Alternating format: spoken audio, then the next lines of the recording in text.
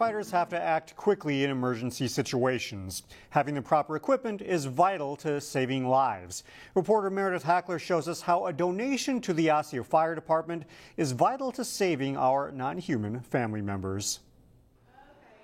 Pets are a part of the family, and in a fire emergency, they're just as vulnerable to smoke inhalation as humans. Thanks to some generous Osseo residents, the fire department has some new tools in their toolbox. They reached out to inquire if we had them, if we carried them on our trucks, and we hadn't previously, and so they generously donated them to the fire department. Just like these masks are designed to fit over a human's nose, the pet masks are designed in multiple sizes to fit over the snout of a dog. We've got a limited budget, and it's tax funded, so we have to be good stewards of that money. So donations like this really help us out to add to our tool set. The couple who donated the masks bought them from Wagon 02 for Life. The organization has a mission to get pet masks in every fire department in the country. We could attempt to use the masks that we have for humans. They're just not made for pets, and so they won't be quite as effective. The masks come in 3 different sizes, so they can save any type of animal the department might encounter. The small dog one will also work for cats, birds, ferrets, basically anything smaller. And while the cost may have only been $90, the fire department says having people show concern for the things they need is inspiring. It's a huge benefit. It's great for the city to have people that do care and want to help us achieve our mission of preserving the life and property of the residents in town. In Osseo, Meredith Hackler, CCX News.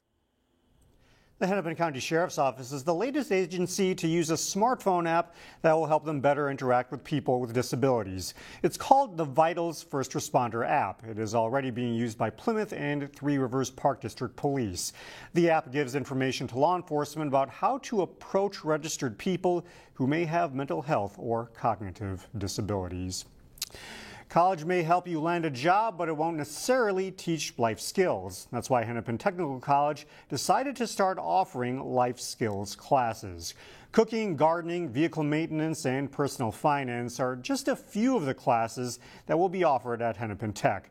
School officials say while these were skills that people used to learn growing up, they say the change in technology has made it not as common for students to learn these skills. High school days now are pretty much packed with all the requirements that they have to meet. So they don't have time to do a lot of the industrial educations, the wood shop, the metal shop courses, things like that. They don't have a lot of time, most of the time, to do automotive courses. So we're adding those in as an add-on benefit of coming to Hennepin Tech. The courses range in price from $50 to $200. April 7th marks the beginning of National Volunteer Week. It's a time many organizations recognize how valuable their volunteers are. As Meredith Hackler shows us, one local organization wouldn't be able to function without the donated hours of volunteers. Walking through the SEEP market seems more like a supermarket than a food shelf. Making it look that way wouldn't be possible without volunteers. Last year at SEEP, we worked with over 3,500 wonderful volunteers. Together, they contributed over 27,000 hours, which is really important to the work that we do. We have about 15 full-time employees here at SEEP, so if we equate the volunteer hours of their 27,000 to full-time employees, they add an extra 13 full-time employees to our staff. From everyday help to special events, SEEP uses volunteers for a majority of the activities and events it holds. Without them, its mission would be next to impossible. We wouldn't be able to move the food. We have the food, we have the families that need the food. The volunteers are that crucial piece to get from point A to point B and to really add that capacity to not only move the food, but to serve people with dignity and respect and to really add that capacity piece. And volunteers like Mike Witzani are the reason SEEP is able to serve those in need. This is a fun place to be at. It's doing good for the community, but the group that we've had had for the whole year that I've been here, and we just have a lot of fun joking around and getting something accomplished at the same time. Mike says his faith is what drove him to volunteer. I'm a faith-based person, and so I really believe that God has put me here, and knowing that God feeds his children, he takes care of his children, this is just one way of me being able to help out as part of my responsibility back to my faith. But what keeps him coming back is knowing he's helping his community. There is just a huge return. Like I said, for me, at first it was feeling good about myself, but it's like knowing that I'm doing what I should be doing is so worth every minute that I put in. In Brooklyn Center, Meredith Hackler, CCX News. This will be the 5th year for Robbinsdale's Birdtown Half Marathon, and this year they have a new partner. The race will partner up with the Three Rivers Park District and its foundation in an effort to grow the race and invest back into local parks and programs. Birdtown organizers say it is a great match. Three Rivers has a much broader appeal, and so they got some resources that would help us, and we had a race that we had already put together, which is something they were looking for. So it's kind of a nice symbiotic relationship where I think everyone's going to win. The race is Saturday, May 18th, and it begins in Lakeview Terrace Park. If a half marathon is a bit too far, you can also run the 8K, 4K, or the Little Birdie Fun Run.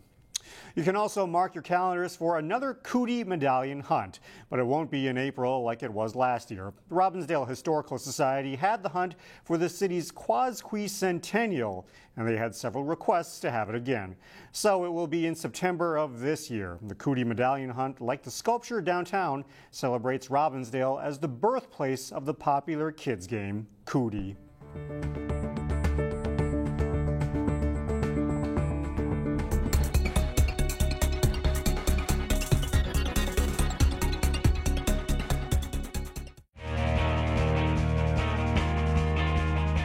We have great girls basketball players and teams in the area. That means we had tough choices to make for the Sports Jam girls basketball team.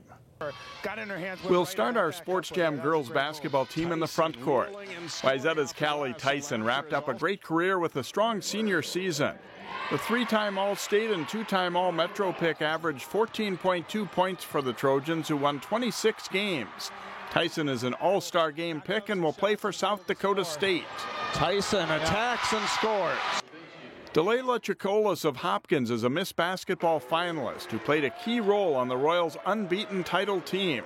An efficient inside scorer, Chicolas averaged 14 points and 6 rebounds. She'll also play in the All-Star game and is headed for Hampton University. Adalia McKenzie of Park Center was unstoppable for Pirates opponents. The All-Metro and All-State pick averaged 28 points, 10 rebounds, 4 steals, and 4 assists per game for the Pirates. As a sophomore, she's already surpassed 1,000 points and topped 40 in a game twice this season. Sophomore Jordan Lampker helped Maple Grove reach the state tournament. A capable scorer inside and from long distance, Lampker led the Crimson at 16 points per game and also averaged 6 rebounds and 2 assists. She's a 2-time all-conference pick. Armstrong's Carly Kerschel is the Falcons' all-time leader in block shots and is a consistent inside scorer. A Miss Basketball nominee, Kerschel averaged 18.2 points, 9.6 rebounds, and 3 blocks. She'll play D1 ball at Bucknell. Got the pass from Matunda and scores.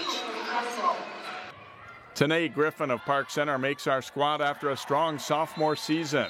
The All-Northwest Suburban pick averaged 13 points, 7 rebounds, and 2 steals for the Pirates, who won 23 games. Jenna Johnson of Wayzata is another super sophomore on our team. A versatile performer, Johnson led the Trojans in scoring at 15.3 points per game and is also a strong rebounder. Johnson is already a 2-time All-Lake Conference pick. Another 10th grader, Kiara Wheeler of Cooper, makes our squad after helping the Hawks back to the state tournament. Already a strong inside threat, an improved outside shot helped Wheeler average 13 points per game along with 11 rebounds for the Metro West champion Hawks. Rounding out the front court players is Maggie Murphy of Providence Academy. The All-State honorable mention pick averaged 16.4 points, 7.7 rebounds, and 2 assists for the 20-win Lions. Murphy topped 1,000 career points. Our guards are led by Hopkins superstar Paige Beckers. Widely acknowledged as the state's top player and one of the nation's top recruits, Junior Beckers averaged 24 points and 5 assists while leading the Royals to the 4A title. Masengo Mutanda of Armstrong became her school's all-time leading scorer this season with 1,944 career points. The quick Mutanda averaged 18.2 points, 7.8 rebounds, 3.8 assists, and 3.9 steals. Aja Wheeler is Cooper's all-time leading scorer after wrapping up a great career that included leading the Hawks to their first 2 state tournaments and a Class 3A championship in her junior season. A great finisher with either hand on her relentless drives, Wheeler averaged 16 points and 8 rebounds per game for the Hawks. Like Wheeler, Taylor Scott of Heritage Christian Academy led her team to its first 2 state tournament appearances. Scott is a 6-time all-conference pick and finished with a program-best 2,734 career points and also topped 1,000 rebounds for her career.